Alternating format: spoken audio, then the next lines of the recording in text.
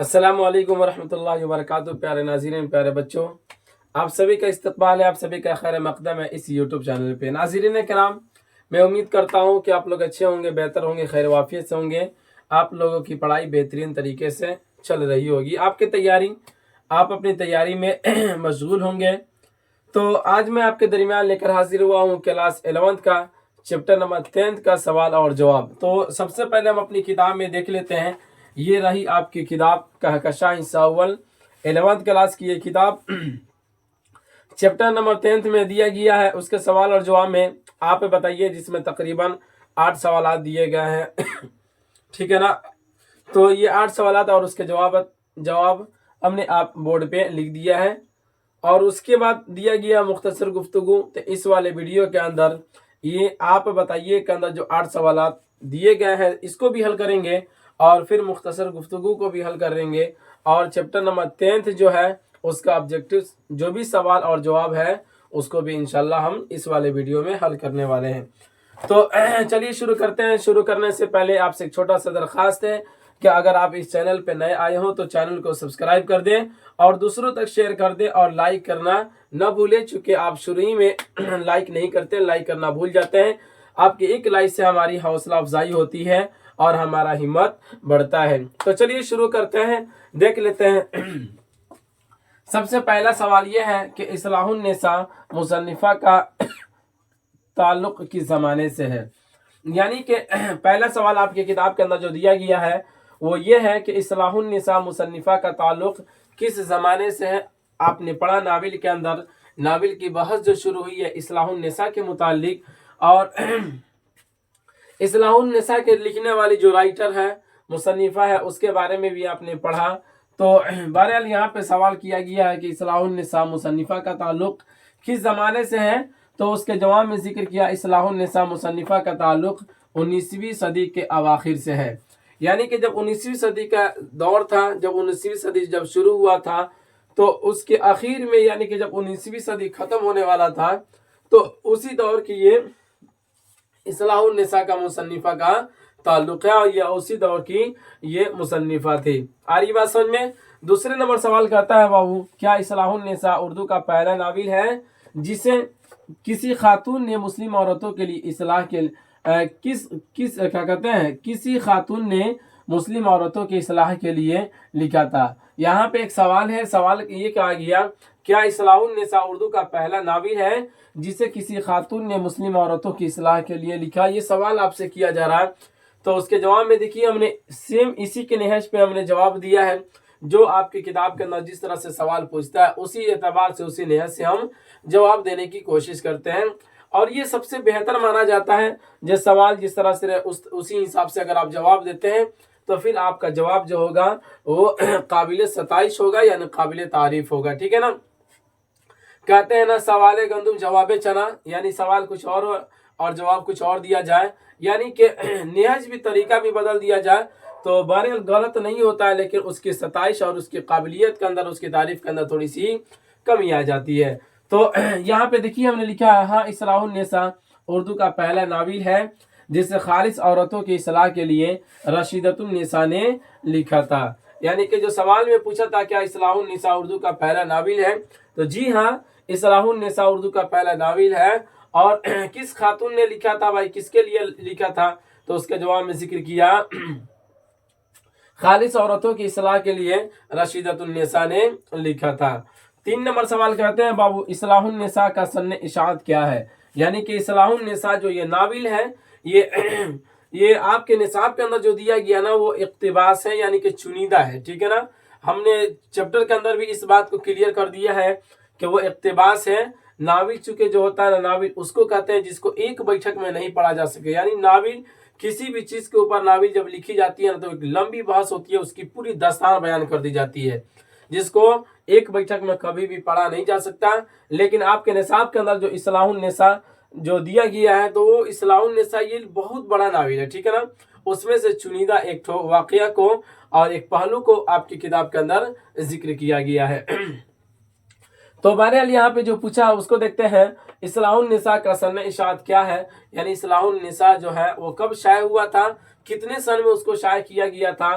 तो उसके जवाब में जिक्र किया इस्लाहुन्निसा का सन इशात 1894 ईस्वी है। गोया कि 1894 ईस्वी में इस्लाहुन्निसा की इशात होती है।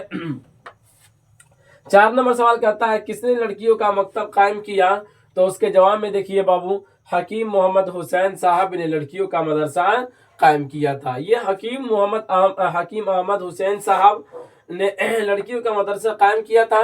इनके बारे में आपने चैप्टर के अंदर भी पढ़ा कि हकीम साहब जो थे उनकी सोच क्या थी और किस सोच की बिना पर उन्होंने, और फिर उनके ऊपर एतराज जो हुए थे, तो रशीदतुन्निसा ने अपने नावल के अंदर इस्लाहुन्निसा के अंदर उस क्या कहते हैं एतराज को भी इन्होंने जायल कर दिया था। ठीक है ना। बार आगे बढ़ते हैं।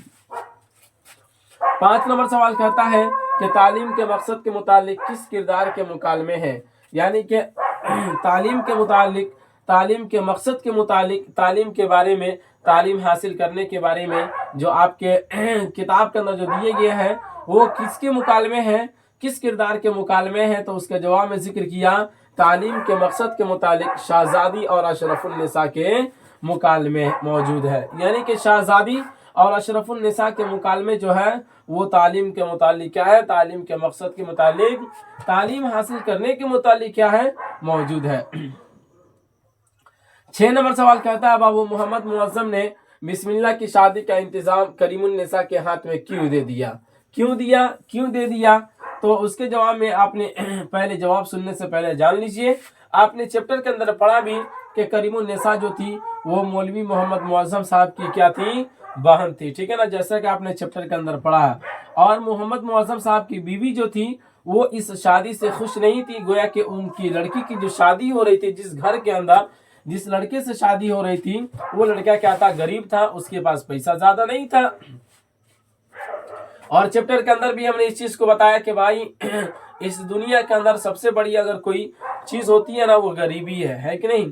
जिसके पास अगर रुपया पैसा नहीं है ना तो ये दुनिया का सबसे बड़ा गरीब है। कोई कितना महान एजुकेशन वाला हो जाए और कितना वो इल्म वाला हो जाए तो वो अमीर इस दुनिया की नजर में बिल्कुल भी नहीं है। चूंकि हमने अपनी आंखों से देखा है, एक इतने बड़े आलिम, जय्यद आलिम थे और इतने दकीक थे कि जिस भी मसला को उनके सामने पेश किया जाए उस मसले को चुटकियों में वो हल कर दिया करते थे। लेकिन वक्त ने उनको ऐसा थपेड़ा में ऐसा थप्पड़ मारा वक्त ने उनको कि एक वक्त आया कि वो किताब बेच कर अपना बसेरा करते थे। ठीक है ना। तो ये जमाने की गर्दिश है, जमाने के दिनों रात की ये गर्दिश है जो हमारे नजरों के सामने है। तो बहरहाल जिसके पास पैसा नहीं होता है कोई भी आदमी उससे शादी करने का दूर सोच भी नहीं कर सकता है, तस्वुर भी नहीं कर सकता है। बहरहाल इसी मुतालिक इसी के हवाले से मौलवी मुअज्जम साहब जो थे वो इनकी बीवी जो थी, इनके लड़की की जो शादी लगी थी तो वो लड़का के पास पैसे की कमी थी, यानी ज्यादा पैसा नहीं था, जिसकी वजह से इनकी बीवी जो थी इस शादी से खुश नहीं थी। तो बहरहाल इसी वजह से देखिए उसके जवाब में जिक्र किया मोहम्मद मुअज्जम की बीवी इस शादी से राजी न थी। यानी किसकी शादी से, वो अपनी शादी मत समझ लीजिएगा, ठीक है ना। मोहम्मद मुअज्जम की बीवी की शादी थोड़ी न थी, उसकी बेटी की शादी थी। तो इस शादी से यानी उसकी बेटी की शादी से ये राजी न थी, वो किसी और जगह शादी कराना चाहती थी, यानी अपनी बेटी की शादी किसी और जगह कराना चाहती थी। इसी बिना पर वह शादी के इंतजामात से गुरेज करती थी। इसलिए उन्होंने यानी किसने, मोहम्मद मुअज्जम ने करीमुन्निसा के हाथ में शादी के इंतजाम दे दिया। यानी ये चाहती थी कि हम एक अच्छे घराना में अपनी लड़की की शादी कराएं, ऐसे घर में अपनी लड़की की शादी कराएं जहाँ माल और दौलत जिसके पास बेतहाशा हो, जिसके पास रहने के लिए मकानात बेहतर से बेहतर हो। ठीक है ना। बहरहाल ये इसकी सोच थी, यानी इनकी बीवी की सोच थी। लेकिन मुअज्जम साहब की भी सोच इनके मुख्तलिफ थी। तो ये सोचते थे कि लड़का कमाने वाला है तो चलो भाई शादी कर दो, कोई पैदा लेकर थोड़ी ना होता है, सोना चांदी इस दुनिया में आने के बाद ही बनाता है। तो लोगों की सारी चीजें सोचनी चाहिए। लेकिन अगर आप पढ़ेंगे हदीस और कुरान और हदीस जो पढ़ेंगे तो उसके अंदर ये सारी चीजें जो शादी के मुतालिक जो दी गई है कि शादी किससे करनी चाहिए नहीं करनी चाहिए, आपको वहां पे बिल्कुल सरातन अल्लाह रब्बुल इज्जत ने जाहिर कर दिया है कि जिससे भी शादी करे वो दीनदार होनी चाहिए। दीनदारी की बुनियाद पर कीजिए। माल और दौलत ये कोई बड़ी चीज नहीं है, माल आज है कल खत्म हो जाएगी, लेकिन दीनदारी जो होती है वो बहुत बड़ी चीज होती है, उसकी बिना पर करनी चाहिए। बहरहाल आगे बढ़ते हैं। 7 नंबर सवाल कहता है 1894 ईस्वी में मुसन्निफा का नाम नावल पर क्यों नहीं लिखा गया था। यानी कि आपने चैप्टर के अंदर भी पढ़ा कि 1894 ईस्वी में जो नावल शाये हुआ था तो उस नावल के ऊपर मुसन्निफा का नाम को नहीं तहरीर किया गया था, मुसन्निफा के नाम को नहीं लिखा गया था। तो उसके जवाब में देखिए, उसके जवाब में कहते हैं बाबू इस्लाहुन्निसा के शाये के बाद, यानी कि इस्लाहुन्निसा ये मुसन्निफा का जो नावल था इसके शाये होने के बाद जब ये छप गया, मंजर आम पर चला गया तो रस्म के मुताबिक नाम के बदले वालिदा बैरिस्टर मोहम्मद सुलेमान बार एट लान लिखा गया। यानी कि रस्म के मुताबिक बहरहाल उनके ज़माने में जिस ज़माने की ये थी करीमुन्निसा, क्या कहते हैं, रशीदतुन्निसा जिस ज़माने की थी उस ज़माने के अंदर इस तरह का रिवाज रहा होगा जिस बिना पर वो इनके नाम को नहीं लिखा गया। उसके बाद कहते हैं बाबू 8 नंबर सवाल कहते हैं इस नावल का नाम इस्लाहुन्निसा क्यों रखा गया। तो उसके जवाब देखिए उसके जवाब में जिक्र किया इसलिए कि इस नावल में खास तौर से औरतों की इस्लाह की बातें मिलती है। जाहिर सी बात है कि जिस भी चीज के अंदर जिस चीज के मुतालिक बातें मिलती है तो उसका नाम वही दे दिया जाता है। तो यहाँ सवाल में भी पूछा कि इस नावल के नाम इस्लाहुन्निसा क्यों रखा गया, यानी औरतों की इस्लाह क्यों रखा गया। तो ये जो नावल लिखा गया था तो इसके अंदर खालिस यानी रशीदतुन्निसा का मकसद ही यही है था इस नावल के लिखने का कि औरतों की इस्लाह हो सके, इसलिए इस नावल का नाम क्या रख दिया गया, इस्लाहुन्निसा रख दिया गया। ठीक है ना। तो ये रहा आपके दरमियान, आप बताइए का 8 सवालात और उसके जवाब। मैं उम्मीद करता हूँ कि आपको ये सवाल और जवाब समझ में आया होगा। तो चलिए अब इसके आगे हम देख लेते हैं जवाब, यानी कि ऑब्जेक्टिव सवाल और जवाब है जो आपके दरमियान पेश किया जा रहा है। ठीक है ना। चलिए अब इसको देख लेते हैं। तो सबसे पहले नंबर में जिक्र किया है उर्दू का पहला नावल किसे करार दिया गया है। क्या कहा गया बाबू, उर्दू का पहला नावल किसे करार दिया गया है।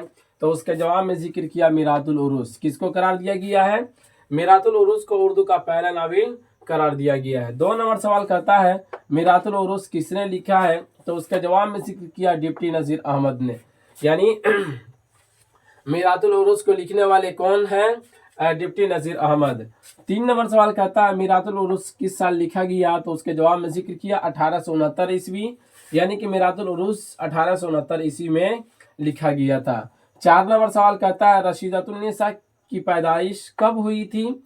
तो उसके जवाब में जिक्र किया 1853 ईस्वी में, यानी कि रशीदतुन्निसा की पैदाइश जो होती है वो कितने साल में होती है, 1853 ईस्वी में। अगला सवाल है कि रशीदतुन्निसा के वालिद का नाम क्या था। तो उसके जवाब में जिक्र किया सैयद वहीदुद्दीन। क्या था बाबू, सैयद वहीदुद्दीन इनके वालिद मोहतरम थे। उसके बाद कहते हैं किस नाम से मदरसा खोला। रशीदतुन्निसा ने तालीम निस्वा के फ़रोग़ के लिए किस नाम से मदरसा खोला। यानी कि रशीदतुन्निसा जिस ज़माने में पैदा हुई और जिस ज़माने में ये नशोनुमा पाई उस ज़माने के अंदर ये था कि औरतों की तालीम लोगों के दरमियान एक मायूब समझा जाता था। यानी कि औरतें उनके ज़माने में तालीम हासिल नहीं कर सकती थी और ख़ास तौर से तालीम इस तरह से वो हासिल नहीं कर सकती थी कि वह किसी यूनिवर्सिटी में नहीं जा सकती या किसी मदरसे में जाकर नहीं पढ़ सकती या किसी मकतब में वो जाकर तालीम हासिल नहीं कर सकती थी। इस चीज़ को मायूब समझा जाता था, यानी कि ऐब माना जाता था। तो उसी ज़माने की थी रशीदतुन्निसा। तो ये तालीम निस्वा यानी औरतों की तालीम के लिए किस नाम से मदरसा खोला। तो उसके जवाब में जिक्र किया मदरसा इस्लामिया, यानी कि उसका नाम रखा गया मदरसा इस्लामिया। और इस मदरसे के खुलने का मकसद यही था कि औरतों को तालीम दिया जाए और औरतों को जिस तरीके से मर्द हैं वो आला पैमाने पे तालीम हासिल कर रहे हैं इस तरह से औरतों की भी आला तालीम मिलनी चाहिए। बहरहाल आगे बढ़ते हैं।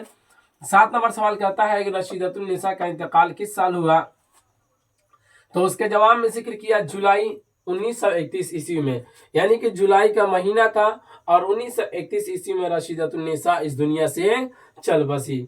अगला सवाल यह कि इस्लाहुन्निसा का सन्ने इशात क्या है। तो उसके जवाब में जिक्र किया 1894 ईस्वी, यानी कि 1894 ईस्वी में इस्लाहुन्निसा की इशात हुई थी, इस्लाहुन्निसा इशात पजीर हुई थी। 9 नंबर सवाल कहता है किसने लड़कियों का मकतब कायम किया। तो उसके जवाब में जिक्र किया हकीम अहमद हुसैन साहब ने, यानी हकीम अहमद हुसैन साहब ने लड़कियों का मकतब कायम किया। 10 नंबर सवाल कहता है कि उर्दू की पहली खातून नावल निगार कौन है? तो उसके जवाब में जिक्र किया रशीदतुन्निसा। कौन है बाबू? रशीदतुन्निसा या उर्दू की ये पहली खातून निगार है। चूंकि उर्दू के दुनिया के अंदर उर्दू की पहली खातून निगार ये वो है नावल निगार, यानी कि नावल की दुनिया में सबसे पहली खातून थी, ये सबसे पहली औरत थी जिसने नावल निगारी की, नावल लिखा, ठीक है ना।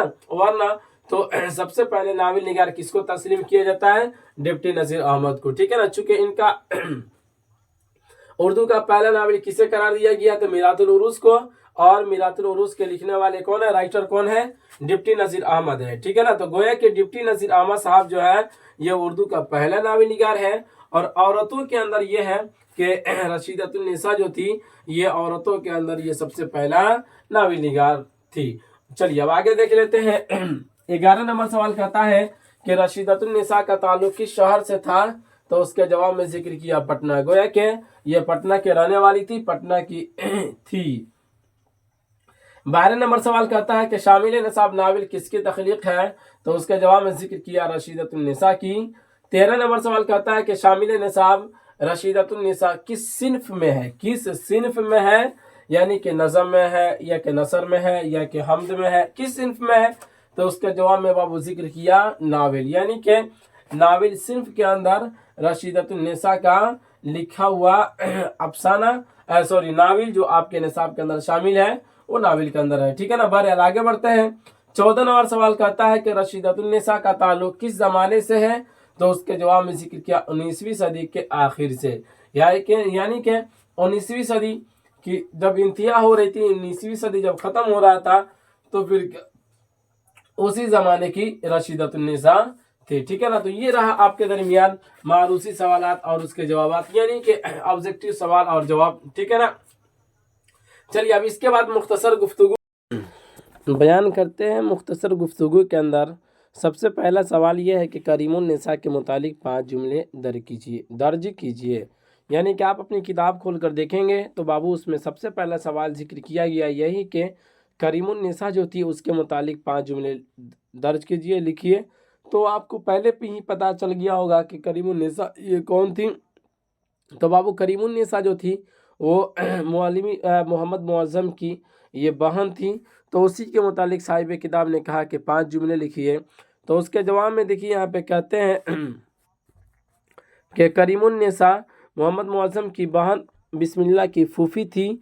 वो नहायत बाशऊर, मेहरबान और उमूर खाना दारी से वाकिफ़ थी। वसूला पसंद, नेक तबीयत और अच्छी मुंतज़िमा थी। उनको अमली तजर्बा था, इसलिए पहले अपनी भावज को राज़ी करने के लिए हतल इम्कान कोशिश करने से बाज नहीं आई। जब नाकाम हो गई तो इंतज़ामात को अपने हाथ में ले लिया और नौकरों की दस्त दराजी और चोरी से सामान को बचाने के लिए ताला लगाकर कुंजी अपने हाथ में रखती थी। तो ये रहा करीमुन्निसा के मुतालिक 5 जुमले। उसके बाद अगला सवाल कहता है बाबू, अगला सवाल ये है 2 नंबर सवाल कहता है कि बिस्मिल्लाह की माँ के किरदार से अपनी वाकफियत का इजहार कीजिए। तो जाहिर सी बात है आपने पढ़ लिया बिस्मिल्लाह की माँ कैसी थी। तो उसके जवाब में देखिए यहाँ पे साहिब किताब ने खुद बयान कर दिया है कि बिस्मिल्लाह की माँ एक जाहिल और सरकश औरत थी। अपनी ज़िद को मनवाने के लिए गुस्सा, गज़ब और बदकलामी से बाज नहीं आती थी।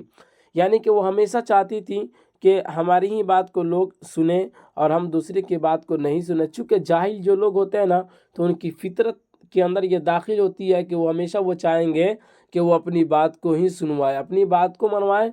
वो दूसरों की बात नहीं मानेंगे, दूसरों की बात सुनने के लिए बिल्कुल भी तैयार नहीं होते हैं, ठीक है ना। तो जाहिल लोग जो होते हैं उनसे कह भी दिया गया है कि जाहिल लोगों से मुंह मत लगाया कीजिए। चूँकि जाहिल लोग जो होते हैं ना वो जो मन में आएगा वो बक देंगे और फिर इस तरह से आपका ज़्यादा वक्त और इसके अलावा कुछ नहीं होगा। तो कहते हैं बदकलामी से बाज नहीं आती, यानी बुरे कलाम से बाज नहीं आती। शौहर से बगावत का रुझान था, यानी कि हमेशा वो अपने शौहर से बगावत किया करती थी। दीन व शरीयत की पाबंदी का शऊर न था, यानी कि शरीयत क्या है, दीन क्या है, इसका बिल्कुल भी शऊर नहीं था उसको। मुशरिकाना और जाहिलाना तसव्वुरात की हामिल थी। फजूल खर्ची की आदत थी। अरमान निकालने के लिए इसराफ बेजा से दरीग न था, आक़िबत नाअंदेश और अंजाम से गाफिल थी।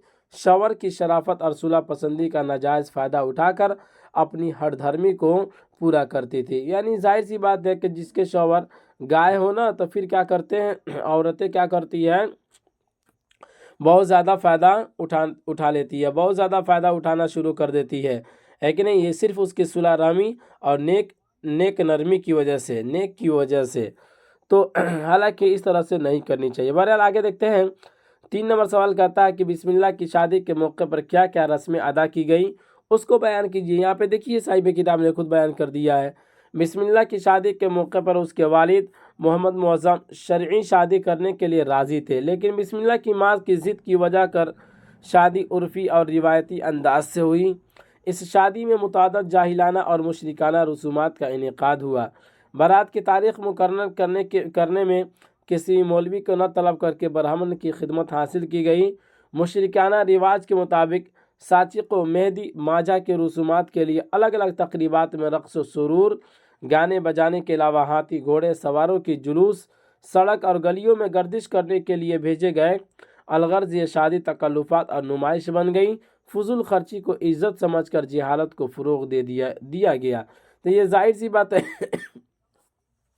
ये औरत जो थी ना, ये बहुत हरधर्म थी, और फिर इसी की वजह से, इसकी बात की वजह से इसकी शादी भी जो होती है वो क्या होती है, वो मुशरिकाना अंदाज में होती है, ठीक है ना।